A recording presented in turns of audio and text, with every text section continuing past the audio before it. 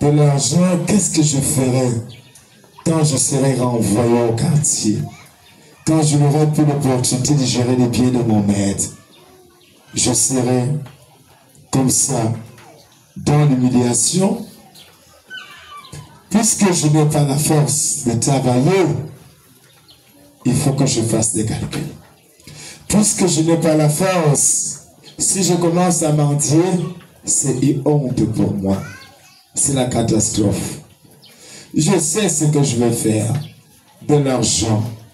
Alors il va entrer dans les biens de son patron. Il va appeler le premier en lui disant combien doit-il, ce qu'il devait à son patron. Tous ceux qui avaient des dettes envers son patron, il appelle celui-ci. Dans ta dette, tu dois combien? Il dit 100 litres. Il dit assieds-toi, prends le reçu, tu écris 80. Alors il dit à l'autre, combien dois-tu? 100? Il dit assieds-toi, écris 50. Alors, le Seigneur a qualifié de ces gérants,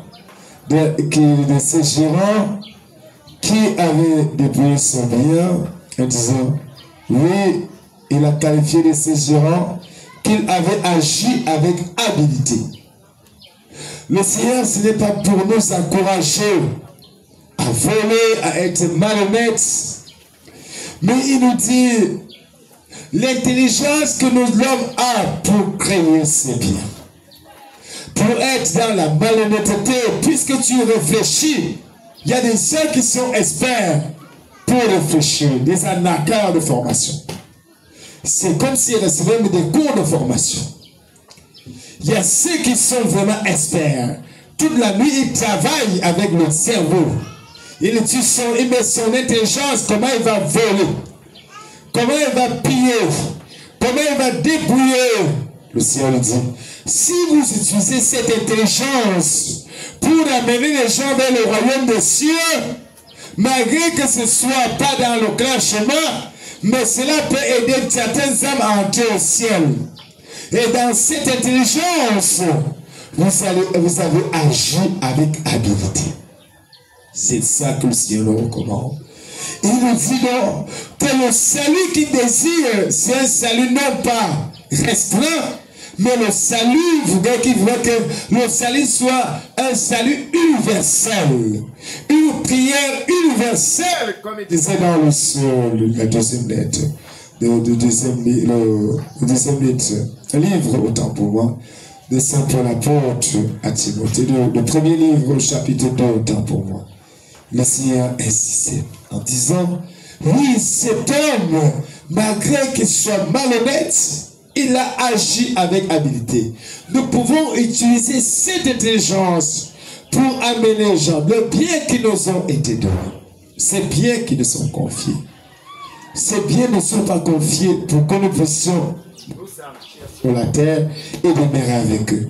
Chaque bien quittera. Nous allons laisser ces biens sur la terre et nous allons partir sans ces biens.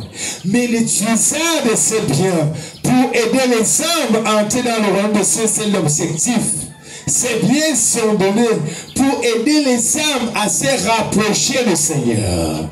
Le bien que le Seigneur te donne, c'est un moyen non un moyen spirituel d'abord, mais c'est un moyen qui te permet d'obtenir un moyen spirituel. À travers l'argent, si tu utilises ça dans le bon sens, tu peux attirer en toi l'amour de Dieu. Pour que quand vous serez dans la solitude, quand vous serez qu'on quitterait ce monde, que cet argent parle fort en votre faveur. C'est ça qu'il est question dans l'évangile. En regardant, cet homme était en train de faire quoi? De pratiquer un acte de banditisme. Mais dans l'acte de banditisme, le Seigneur nous disait que c'était un acte a servi à cet homme de se purifier. Et le Seigneur nous dit donc, si nous détachons nos cœurs des biens de ce monde, surtout de l'argent, cela va nous aider à mieux nous rapprocher du Seigneur. Et il insiste sur une partie. L'homme ne peut pas servir 2 maîtres. 2 maîtres. On ne peut pas servir 2 maîtres. On aimera un, on haïra l'autre. Quand même, il y a tous certaines personnes qui insistent sur ce point de faire très attention. Certaines personnes dans ce monde sacrifient même leur vie pour l'argent. Ils sacrifient parfois leurs âmes pour l'argent. On va raconter une petite histoire. Il y avait un homme qui était pauvre. Et un jour, il a dit, il faut que je me batte. Pendant qu'il se battait, qu'est-ce qui va se passer? Un vieillard va passer. Après, il taillait les ongles. En taillant les ongles, le vieillard lui dit, tu as une richesse que tu ne connais pas. Donc chaque fois qu'il partait, il taillait les ongles et il jetait les ongles en fin de journée.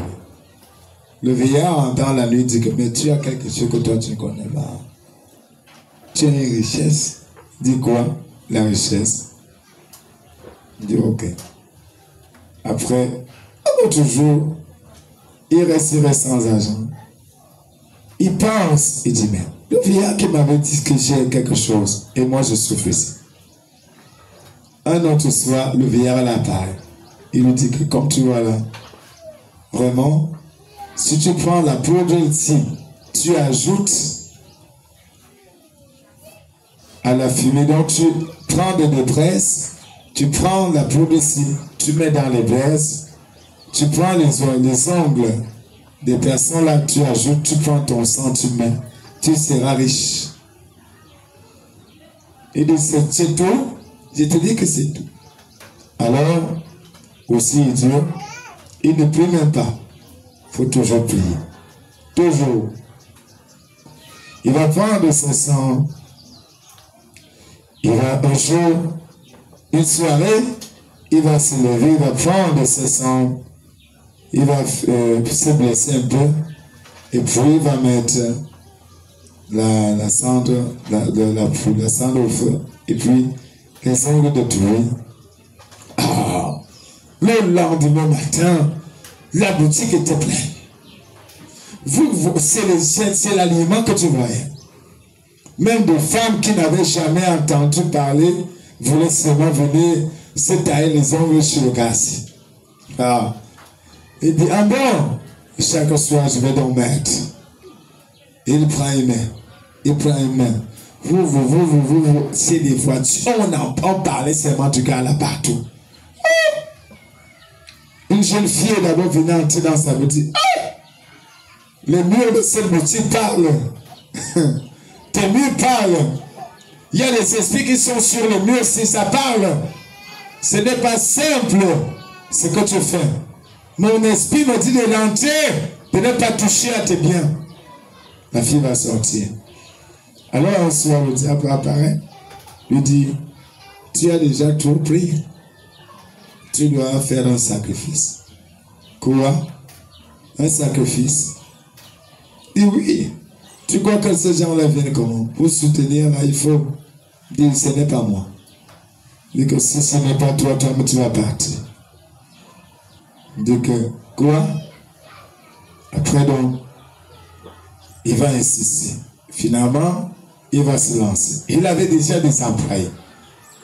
Et pendant ce temps, avant qu'il n'accepte, il voyait comment ses ongles devenaient comme des ongles des fantômes, des satanistes et tout ça. Dans la nuit, ses ongles s'allongeaient comme ça.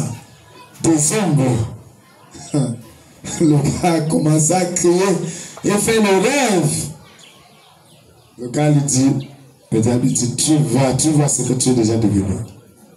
Tu vois ce que c'est. Le gars voit l'argent. C'est là où il se rend compte qu'il a fait un pacte avec le diable.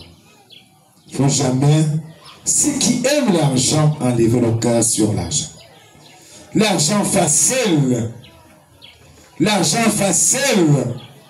Tu vois quelqu'un prendre des centaines de mille pour te donner. Méfie-toi.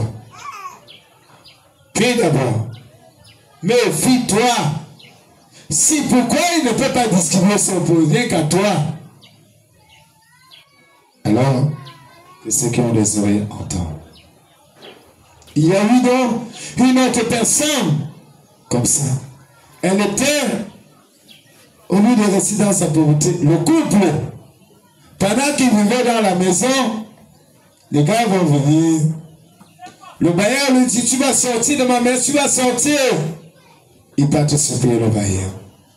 Alors, un jour, un vieux féticheur de quartier vient dans les voies disant, si vous prenez le balai de quelqu'un qui a balayé la maison, qui est bien riche, cherchez quelqu'un qui est riche, allez lui demander son balai. Demandez-lui son balai. Dès qu'il vous donne son balai, venez balayer encore votre maison dans la nuit. Et vous faites des incantations. Le lendemain matin, allez lui remettre son balai. Et quand il va prendre son balai pour balayer le sol avec, c'est la pauvreté qui va rester, la richesse va venir chez vous. Les gars vont rester faisant des calculs là. Et il appelle sa femme, il dit sa femme, ma femme. Tu vois ça comment? La proposition que le vieux féticheur avait eu à faire. Sa femme lui dit, faisons l'expérience. Il part te prendre l'homme qui était bien. Il faut toujours prier. Il faut toujours prier quand les gens viennent vous demander des choses. Alors, c'est comme ça qu'il va venir. Il demande le balai. Il prend le balai aussi, il remet. Quand il remet, la nuit arrive. Les gars, le couple est dans le complot. Et l'homme finit de balayer. La femme aussi finit de balayer. Il part maintenant. Et le matin, la femme dit kouya, elle vient remettre le balai. L'homme a pris le balai aussi, sans réfléchir, il a encore balayé sa maison. C'est la richesse qu'il a enlevée là pour aller de maison. Et c'est comme ça qu'ils ont commencé. Alors, l'homme qui était bien a commencé à devenir pauvre. Celui qui était pauvre, il a commencé à devenir bien. Ok. Et c'est comme ça donc, l'homme va se rendre compte que c'est une erreur. Il va commencer à pleurer. Finalement, c'est ton pas mourir. Pendant ce temps, c'était déjà riche. Ils vont dire, ah, c'est nous, c'est à cause de nous que c'est au moment. Voilà que l'homme il est parti tranquillement. Et le Seigneur, mais le Seigneur voit. Tout ce qu'on fait, Dieu ne voit. Ça ne passe pas inaperçu. C'est ainsi que cet homme va prendre. Ils vont commencer. Maintenant, la richesse va commencer. À un certain niveau, sa femme va tomber malade. Ils vont aller dans les hôpitaux, on ne voit pas la maladie. Sa femme commence à souffrir, on dit qu'il reste 1 mois de vie. Sinon, elle va mourir. Alors, ils vont voir le vieux féticheur si pour dire que, essaie de voir le féticheur dit, faire un sacrifice. Cherche une vie contre une vie. Il dit, quelle vie? Il dit que sinon, dès que ta femme va mourir, toi aussi tu vas mourir. Il dit quoi? Il dit oui, tu as choisi la richesse, tu as laissé la vie. C'est la richesse que tu as choisie. Quand tu partais voler là, tu crois que le vol sort d'où? Soit tu sacrifies le vol, soit ta femme va mourir. Et il est parti, il a attrapé une vie innocente, il a sacrifié. Malgré le sacrifice, sa femme n'a pas toujours guéri. Elle a fait semblant de guérir un peu, et puis elle a encore tombé dans les problèmes.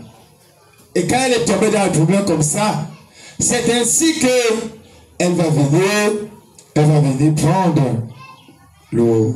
Il va encore aller revoir que mais j'ai fait le sacrifice que tu m'as dit. Dit que peut-être un sacrifice ne suffit pas. Ajoute encore, dit quoi? On va arriver jusqu'où? Il a décidé, mieux vaut que sa femme meure et lui-même aussi. Ces choses-là rattrapent. Ces choses-là rattrapent toujours. Évident de faire cette vie de sorcellerie. Cette vie de misère. Le Seigneur est clair. Soyons avec de l'argent malhonnête. Aidons les pauvres. Aidons les âmes à retrouver la guérison, la libération. Aidons les hommes à se rapprocher du Seigneur Dieu. Car quand nous serons aussi face au ciel, que cela nous accueille, c'est la parabole ou la parabole, pas la péricole. La parabole du mauvais riche et du pauvre Lazare. Le mauvais riche et le pauvre Lazare. Le pauvre Lazare était un porte-lycée pour le mauvais riche. Il était une porte du ciel. S'il avait aidé Lazare, qui était pauvre, qu'est-ce qui se serait passé? Le ciel serait ouvert aux mauvais riches. Le ciel ne sera toujours ouvert. Si, et seulement si, il avait aidé le pauvre Lazare. La souffrance de nos frères est pour nous une opportunité d'ouvrir les portes du ciel pour expier nos fautes. Pour expier nos fautes. Malgré que ce soit un argent volé, mais si ça a aidé une âme à sortir de la solution, il y a une opportunité. Il y a quelqu'un qui avait été attaqué. Lui, il avait pris les biens. En volant les biens, qu'est-ce qui va se passer? Il va trouver quelqu'un malade. Et cette personne qui était malade, il a préféré donner ses biens. Et là, il a sauvé une vie. Voilà une vie qui a été sauvée. Cet argent a été acquis malhonnêtement. C'est l'argent certainement du contribuable. Mais quand c'est arrivé ici, ça a aidé une âme à ne pas tomber sous le poids de l'enfer ou bien de la mort. Elle a été sauvée. Voilà ce que l'Éternel attend de nous.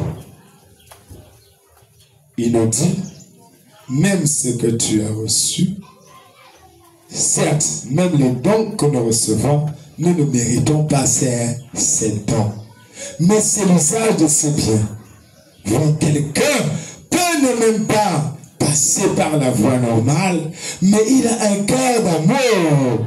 Ce cœur d'amour le sauve que de quelqu'un qui est bien, mais qui est dur. Qui passe par la voie normale, mais qui a un cœur dur. Un cœur de pierre, qui ne peut même pas donner un brin de manioc à quelqu'un. Mais celui qui en a reçu de façon malhonnête a aidé les âmes. Nos Camerounais qui vont à l'étranger, ils vont voler parfois. Ils viennent ici construire des hôpitaux, ils construisent des routes. Ça aide parfois. Il y avait un projet qui avait été, quand ça ne sert pas, c'est là où c'est mauvais. Un projet de construction d'une école, d'un lycée qui avait été détourné du côté d'un côté pour être construit de l'autre côté. Un projet, si ça aide les âmes à sortir des ténèbres, c'est une bonne chose. Oui, même dans les gouvernements. Alors le Seigneur nous dit, on ne peut pas servir 2 maîtres. 2 maîtres, on ne peut pas les servir. On haïra un. On aimera, on haïra un. On aimera l'autre. Alors, s'attacher à de l'argent, c'est une idolâtrie. Quand quelque chose prend déjà la place de Dieu, c'est une idolâtrie déjà. Pas l'idolâtrie qu'on raconte. Ce n'est pas, nous n'adorons pas la très sainte Vierge Marie. Nous vénérons la Vierge Marie. Nous ne nous arrêtons pas au niveau de la Vierge Marie. Nous avons un objectif pour l'atteindre de Dieu. Si tu t'arrêtes au niveau de la très sainte Vierge Marie, c'est l'idolâtrie. Mais si tu vas pour atteindre Dieu par la Vierge Marie, la finalité ce n'est pas la Vierge Marie, la finalité c'est Dieu. Et l'argent que tu reçois, la finalité ce n'est pas l'argent, c'est d'atteindre Dieu. C'est ça le plus important. Et le Seigneur nous dit, d'autres vont en guerre à 3 niveaux.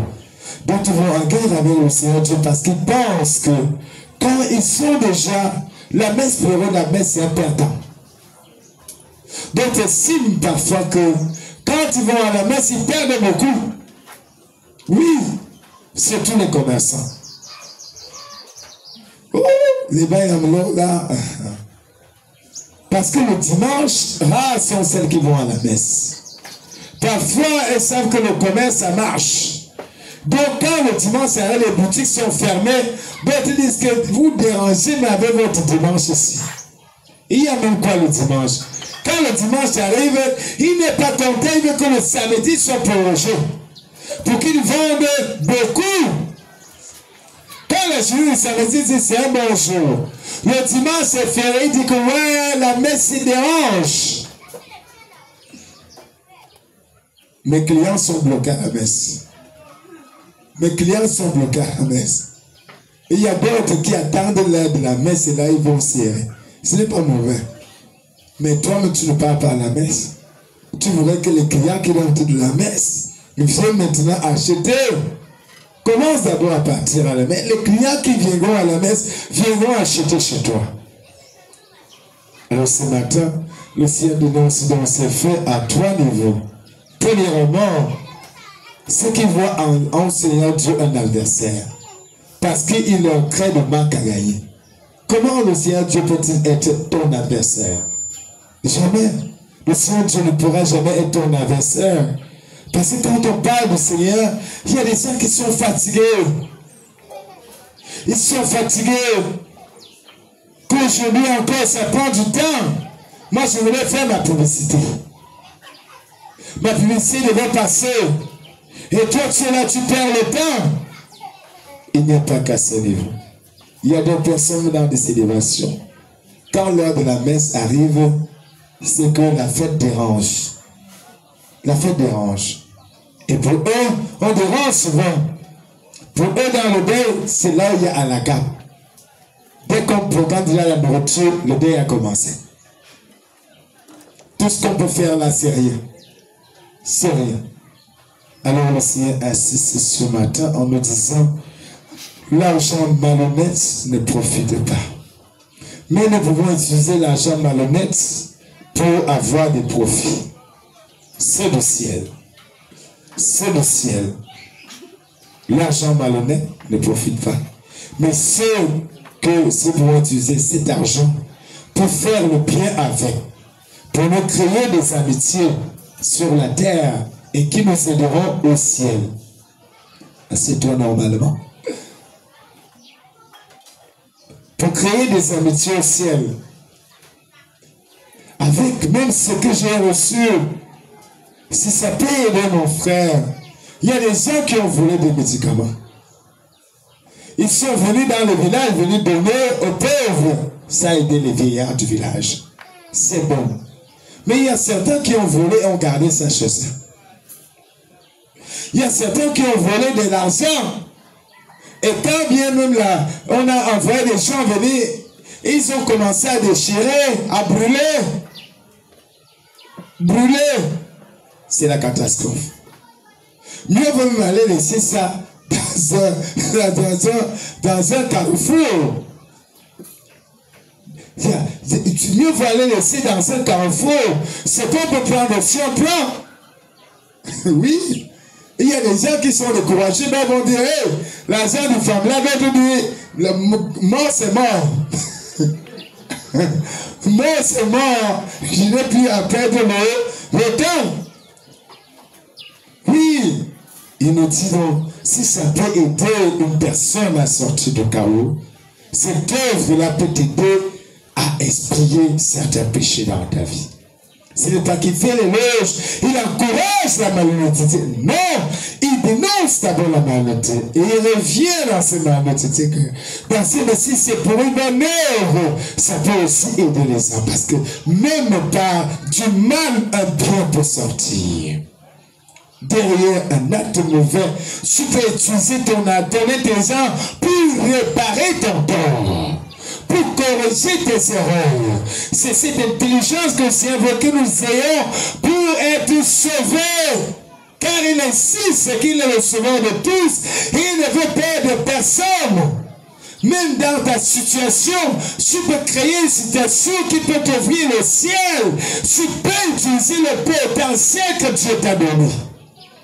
ce potentiel que le Seigneur nous invite à utiliser pour entrer au royaume des cieux. Prions dans le Seigneur, qui est amour et miséricorde, qui nous donne cette intelligence, qui nous donne ce savoir, à mieux à être, non pas seulement des marionnettes, mais à utiliser le bien, à nous détacher des pieds de la terre, à ne pas faire de l'argent le centre de nos vies. Il y a des personnes, s'il apprend qu'il n'a pas d'argent, il va mourir. Il peut avoir un AVC direct. Si on lui dit que son compte à banque a été brûlé, a été remis à zéro, il peut. Oui, il y a certains qui ont pris de l'argent, qui ont pillé des pays. En pillant des pays, ils sont partis. Quand ils ont remis cet argent à l'État. Ils ont soutenu encore l'État. Mais ce qui est terrible, c'est que ce qui devait revenir aux gens, à certaines personnes, quand on prend, on peut encore détruire. On commence même à tuer. C'est là où c'est très mauvais. Et le Seigneur m'a dit, oui, nous qui avons choisi l'Éternel, nous avons fait le bon choix. Et que dans le service, si tu t'engages à servir l'argent, tu auras toujours soif de l'argent. L'argent ne peut pas satisfaire ton âme. Jamais. Tu n'es pas le produit de l'argent. Nous sommes le produit de l'amour de Dieu. C'est le Dieu qui peut satisfaire tous nos besoins. Tous nos besoins. Tous nos besoins. L'argent ne peut pas résoudre tous tes problèmes. La preuve en est que l'argent ne peut pas te donner la vie. Il y a des choses que tu peux acheter avec l'argent. Il y a des choses que tu ne peux pas acheter avec l'argent. Mais avec Dieu, tu acceptes toutes ces choses. Avec l'amour, tu peux acheter le don. L'amour fait naître de Dieu. Saint Jacques nous dit, Saint Jean autant pour moi, nous dit, l'amour fait naître de Dieu. 1 Jean 4. Alors, si nous avons l'argent, et il y a un prédicteur qui dit, plus vous allez voir que plus tu as l'argent, plus tu as envie de posséder encore. Plus les problèmes augmentent. Ils te font croire que l'argent, là, pour l'instant, là, ça va te mettre en sécurité. L'argent ne peut pas t'apporter la sécurité. Jamais. La sécurité de l'argent est précaire, c'est-à-dire, elle ne dure pas beaucoup. Mais la sécurité divine est éternelle. Elle est éternelle. Elle n'a pas de fin. Si tu bases ta foi sur le bien de la terre, tu vas tomber. Mais si tu concentres ta foi dans le Seigneur, tu es inébranlable. Inébranlable. Car rien n'est possible à Dieu seul. Prions-le ce matin. Pour ces illusions que les gens fabriquent, pour inciter les gens à se livrer à des pratiques, à des misères, il y a ceux qui perdent même leur foi pour l'argent. Il y avait un prêtre qui disait qu'un jour son supérieur l'appelle dans le bureau, il dit viens, allons combattre. Ils s'en vont dans la prière. Pendant qu'ils sont en train de faire les prières d'exorcisme, vous prêtez ici, ils commencent à invoquer. Ils se rendent compte que ce n'est pas quelqu'un d'autre qui tombe d'abord par terre. C'est son supérieur. Il dit qu'est-ce que c'est? Jésus, Seigneur. C'est son frère, c'est son patron même. Ok. Mon père, il y a quoi? Il rentre. Il se regarde. Son curé l'appelle, viens ici. Viens dans la chambre. Il ouvre une mallette d'argent. Il lui présente la mallette d'argent. Il voit la mallette d'argent, il dit que tu sais que Jésus la dérange souvent. Il fait attendre beaucoup, non? Il dérange souvent. Depuis là, on est tu vas faire tous ces choses qui va te donner l'argent. Mon frère, entre dans ces choses ici. Tu me vois avec les voitures là, bien, tu penses que c'est quoi? Moi, j'ai renoncé à tout cela. Mon frère, ne renonce jamais à ta vie. La vie est plus précieuse que les choses qu'on te présente là. C'est le mensonge. Il va te dire, reprends la monnaie d'argent, fais ceci.